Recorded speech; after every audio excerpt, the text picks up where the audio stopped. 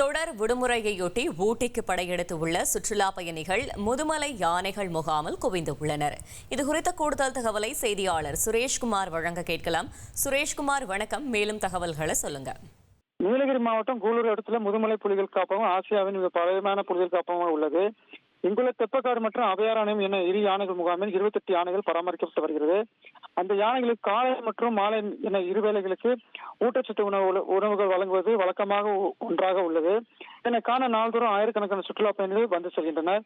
தற்போது சரஸ்வதி பூஜை மற்றும் காலாண்டு தேர்வு தொடர் விடுமுறையால் ஆயிரக்கணக்கான சுற்றுலா பயணிகள் முதுமலையில் குவிந்து வருகின்றனர். யானைகள் செய்யும் குறும்பு மற்றும் யானைகளுக்கு உணவு வழங்குவதை சுற்றுலா பயணிகள் கண்டுகளித்து செல்கின்றனர்.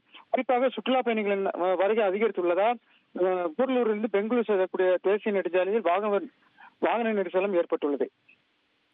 தகவல்களுக்கு நன்றி சுரேஷ்குமார். ட்ரெண்டை ஃப்ரெண்ட் ஆக்கிக்கோங்க. தந்தி டிவியின் சப்ஸ்கிரைபர்ஸ் அண்ட் ஃபாலோவர்ஸ் குடும்பத்துல நீங்களும் இணையுங்க.